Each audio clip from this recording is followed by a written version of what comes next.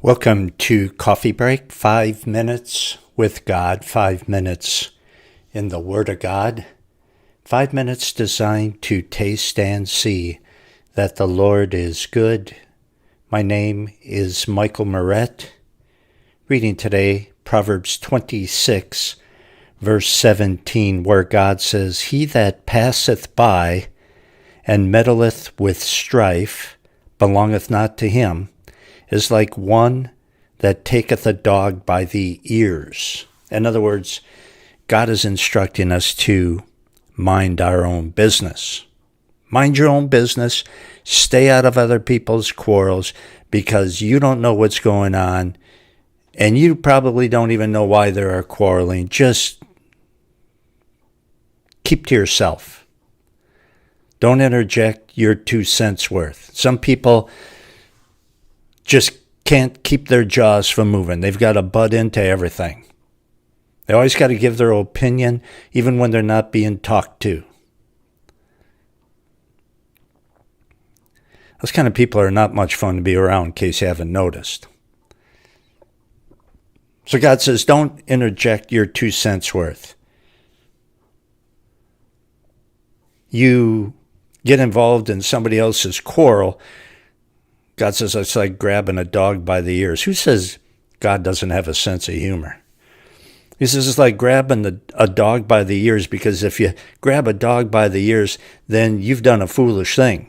You know, when you grab a dog by the ears, you really can't let go or you're in big trouble. And if you continue to hold on to them, you're in big trouble. So it's a no-win situation. Better off not to do it in the first place. It's like a person who meddles in a quarrel. That's none of their business. People need to work out their own disagreements between them and God, hopefully. They don't need, and they'll only be irritated by the advice of someone who doesn't know the facts in a situation. 18.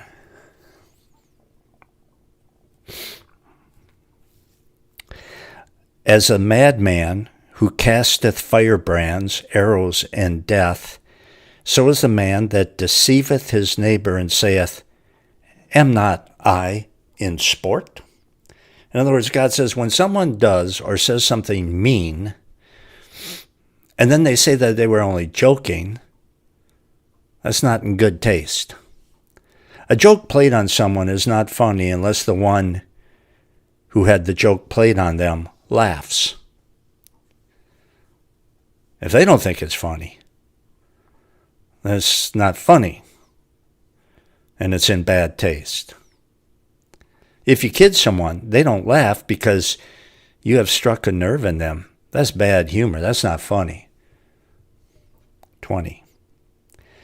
Where no wood is, there the fire goeth out.